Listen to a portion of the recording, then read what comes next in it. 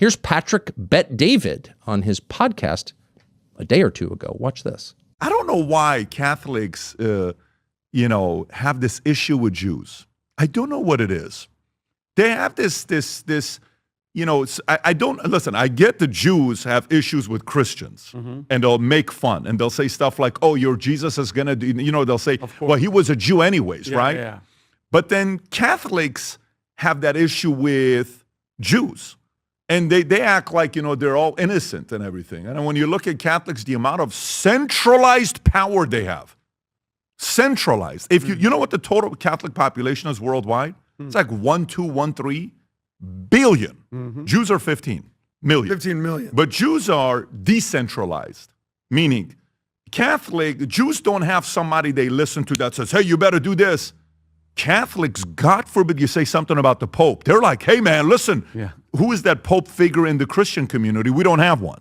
No. If I ask you right now who's the Pope in the Christian community, you don't have somebody to look at. Who is it? Which pastor? Yeah, exactly. No, they don't. We don't have one. It's an independent network. It's just the Bible. So if you look at only Catholics and Muslims have somebody that they look at as their supreme leader, like, you got to go to somebody. But even more, it's Catholic. Well, there's only two theocracies in the world. Catholicism? Islam. I'm sorry, the Islamic Republic of Iran. Yep. And the Vatican. Yeah. Those are the two major theocracies. So actually, the Vatican is very much like the Nazi Iranian government, the theocratic government, the mullahs. It's all basically the same. They've got the complicated dress. They hate the Jews, as Patrick Bet David just said. Catholics have a problem with the Jews. It's slander. It's an attack on the world's largest and oldest Christian denomination, and it's taking place openly. And it's all coming from the same source, which is Israel. The issue is Israel. Anyone who supports the Netanyahu government, not Israel as a concept, not all Jews, no, the Netanyahu government, anyone who ratifies every decision, no matter how violent or grotesque or genocidal of the Netanyahu government, those are the good people. And anyone who doesn't is a Nazi. And by the way, their religion itself is a Nazi religion. It's an inherently anti-Semitic religion. So Tucker, it's interesting. I watched this video a few times, and respectfully, I want to respond to you because you're a formidable voice. Whether I agree with you or not, you're somebody that's very good at getting your message out there.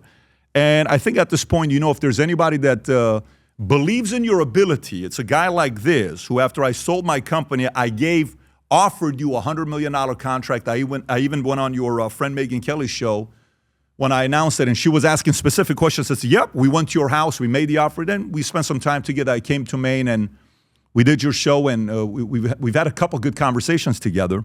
So I believe in you. I think you're funny, quirky, very good communication, and you have your way of doing things. It's almost like you do twist words a lot, and I noticed you did that with me. He hates Catholics. He hates this. Catholics hate the Jews, and all the stuff that you did. It's a little bit of your shtick, which I get. But let me kind of get into a few things I want to address with you in this video, and maybe you're not aware of it. A few things you need to know about me. My number one priority is to make sure America stays as the greatest country in the world. Period. Full stop. I'm America first. I'm a Christian, non-denominational Christian that you need to know about me. And by the way, I'm Armenian, which, by the way, the first nation that accepted Christianity as their religion was Armenians. And the only ones that debate Armenians on them being first is Assyrians, and my dad is Assyrian. Maybe that's the reason why my parents divorced each other twice, married each other, and divorced each other. So Armenian, Assyrian, Christian, America first. I want this thing to be the greatest country in the world. I want capitalism to be common sense for everybody, to realize that if a new person wants to come up and have their dreams become a reality, I want that to be out there. But I wonder if that's where you are today. You were always there for many years until what's happened with you the last couple of years. So let me kind of address a few things. So you said something a couple weeks ago. You said Sharia law has made Islamic societies more advanced than the West. It's interesting. Sharia law has made Islamic societies more advanced than the West. It's a pretty bold statement. I mean, it's like you're selling Sharia law more than you're selling America. You had a guest on a couple weeks ago. Your guest said, that capitalism should not be anywhere near Christianity. Christianity is socialism at its core. You almost agreed with them. And you're like, yes. And you almost agreed with them. So socialism, Christianity at its core, you almost sound like you're supporting maybe a Mamdani in New York or maybe an Ilhan Omar. Maybe those two will be in your podcast in the next few months. I don't know. I'm trying to see what you're solving for. See, this is kind of where I'm at with my life that most people don't know about, but let me kind of share it with you. For 7.5 years, I worked with Mormons. Guess what? I read everything I could on Mormons, and I realized it's not a denomination for me.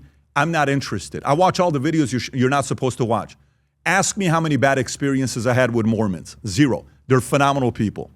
I work with Seventh-day Adventists, and I learned that on Saturdays, there's Saturday, Sunday, all these different things. Very interesting. Guy named Juan Rivas, big community. Not for me, but guess what? I got along with them. Jews. I notice Jews, when I do business with them, it's very interesting if you negotiate with them. They're going to be very, very making sure they get all the benefits on their side. But ask me how many times I've had issues with Jews. Never. Okay, if you ask me about Catholics, I built an insurance company with 60,000 insurance agents, 54% Hispanic. And what do you think most Hispanics are? Catholics. Never had one issue with a single Catholic in my life. And last but not least, Islam, Muslim. I lived with them for 11 years. When you say Sharia law has made Islamic societies more advanced than the West, I lived with the IRGC and the Hezbollahs in Iran, where my mother and my sister were frightened to walk outside. That's this guy. I lived with them, okay? Not hypotheticals. And, we are now both very wealthy. You come from a very wealthy family. I think you also may have married into a wealthy family. And you made a lot of money. You made a lot of money in your life, and your business is doing very well today. When you go to dinner, you're having dinner with people that are going to make sure you see the best side of everything you go to. When I went to Mumbai, they showed me the best part of Mumbai. I went to the slums because I wanted to see what it looked like. Whatever part of the world I go to, I get treated royally today. Why? Because they want to show me the best. But I lived in the worst when our family had nothing. Literally nothing is what we had when we lived in Iran. Regular places, we lived in the city of Tehran. But as crazy as that is, do you know my chef that lives with us? When we go on the road, he's with us all the time. Do you know he's Muslim and he's Turkish and he's still a Muslim? And do you know what Turks did to Armenians and Assyrians? You ever heard of the Armenian genocide or the Assyrian genocide? You ever heard of that? 1.5 million, 300,000, 200,000. I love this guy. He's a great guy to us. He's very good to us because I isolate the relationship with that individual. And I still tell him how concerned I am with what Islam could do to America. I am still concerned of that, of what's happened in many different societies. Look at, what they're doing in Minnesota, many markets that we read about. Look at what's going on in New York right now. Look at what's going on in a couple places in Plano on how they're growing. And so Charlie Kirk, whom you and I think, both admire, Charlie Kirk once said, I think it was 2 days before he was killed. I think it was 1 day before he was killed. He said, Islam is the sword the left is using to slit the throat of America. Let me read it to you one more time. Islam is the sword the left is using to slit the throat of America. Do you agree with Charlie? Because I do. I do. Because it's all like, hey, let's make it not a big deal. Let's be tolerant. Let's be tolerant Christians. Sharia law has made Islamic societies more advanced than the West. Let's just be tolerant. It's okay. Let's be tolerant. Let's accept all this stuff. Let's allow all this immigration that's going on in UK. It's not a big deal. They're not that bad. It's fine. They don't live the way you do. They just don't. They don't live by the values you and I live in America. They don't. Now, if you I have a lot of friends that, like Andrew Tate chose to become a Muslim. If you've already converted, but you've not made the announcement publicly, listen, to each his own. You're making that decision as an adult. I support it. More power to you. But my priority is America first. My priority is to make sure we advance America in a way that young men are able to make enough money to get married and have 3+ kids, preferably 4, and be able to have their kids' dream become a reality where if they want to go build a business and make billions, do it. If you want to make millions, do it. If you want to go in the military, do it. If you want to go out there and, have a regular job, making $58,000 a year at whatever company, but you're happy about your job because you're a school teacher, go do it. That's what I want. And as a Christian man, non-denominational, Christ is king. I say that comfortably. My life changed the day I accepted Jesus Christ as my Savior, January 21st of 2004. I will say that to a Jew, to a Muslim, to a Catholic, to anybody. That's my faith. And every day I fall short. When we first moved to Florida for the first 30 days, every single night, I would walk and I would listen to this version of Amazing Grace because that's the only thing I relate to. Those words, you know the words. Amazing grace, how sweet the sound. That, I want to read this thing to you, that saved a wretch like me, like this guy. Regular guy, a wretch like me. I once was lost, but now I'm found, was blind, but now I see. Jesus Christ changed my life. And I'm a Christian man saying this, a business owner. Most people don't know what I do throughout the day. I run companies for a living. I'm not a media guy. We've grown this business from 9 employees to 165 employees. I'm in meetings from morning till night, and I love what I do because I live in the greatest country in the world. So, message back to you.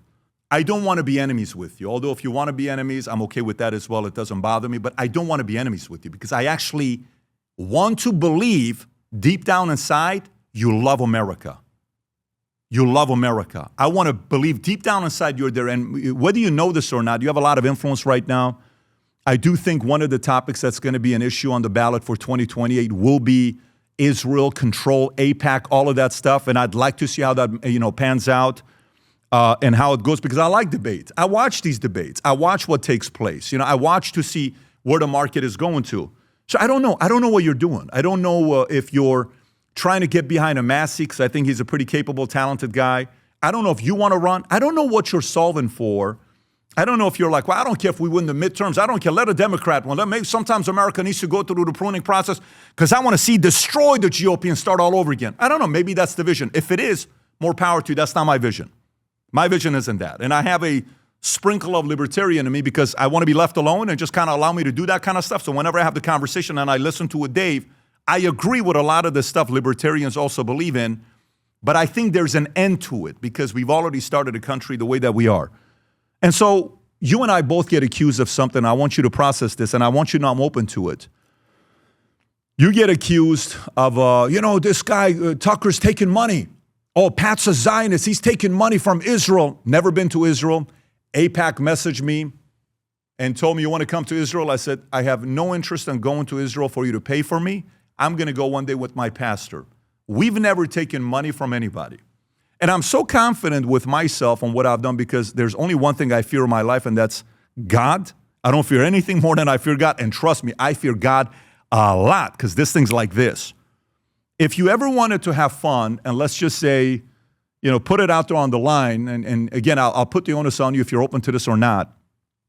Let's go hire 3 accounting firms. You pick one, I pick one, and let's get a third party that we both agree on, maybe like a KPMG, PwC, and BKD, hypothetically. Some of the biggest firms you probably recognize. You have money. You've done well for yourself. Let's have them do audited financials on me, my wife, and you and your wife, and report back to see if I've ever gotten paid from Israel, and report back to see if you've ever gotten paid from Qatar or Pakistan or any of these guys. All the businesses, all the LLCs, all the accounts, you know how this kind of works. They can kind of figure that out. And let's be honest with the audience. Let's be honest with the audience.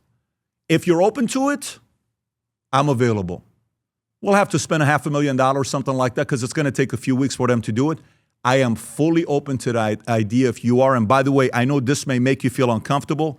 You don't have to accept this offer, but I'm telling you, I'm comfortable if you want to do it. You don't have to do it because it's a little bit private, so I'm sure you're going to come out and say, how dare he want to look at my wife's bank accounts and all this other stuff, because some people may say, well, they can pay your wife and not through you, and I get that as well, and that's why I want to be a little bit transparent with you. I've tried many times to build a relationship with you. It's been challenging, but I do want you to know that as a Christian man myself, no matter how much you go to a place to not want to believe in somebody, I've been instructed by God to try to do my best to have some grace.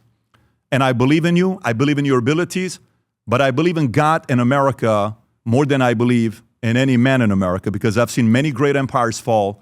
And for as long as I'm alive and I'm kicking, and if God wants to use me as a voice to elevate how amazing of a country we live in, how lucky we are to be here, I'm going to use my voice to elevate that message. I've been doing that since the time I went to dinner with a few different people in LA, and I was inspired and I was finally taught about how amazing this great country is, that we escaped Iran after 11 years and went to Germany at a refugee camp. And I finally came here. I served the U.S. Army, 101st Airborne Division, one of the most proudest days of my life when I went into the U.S. Army. So that offers back to you. Now, you have my cell phone number. If you want to call me, have a conversation, I'd love to. I'd love to. Your talent. I respect your ability on what you've done. But if you send your followers, and you got a lot of people that will do whatever you do, because you're the head guy at the top, and you know all the other people that follow whatever you say. So I trust all of them are going to probably attack me. I hope they don't, because I'd like to see that if the day Charlie passed, it was a heavy burden on me, because I have young boys that love Charlie. I've never seen my son get emotional for 30 minutes the day Charlie died, and I was at an event that I couldn't even get to my son that night. I think there's a lot of movements that need our help. I'm willing to contribute in my own way. If you are willing to contribute, you know how to get a hold of me. You have my cell phone number. God bless.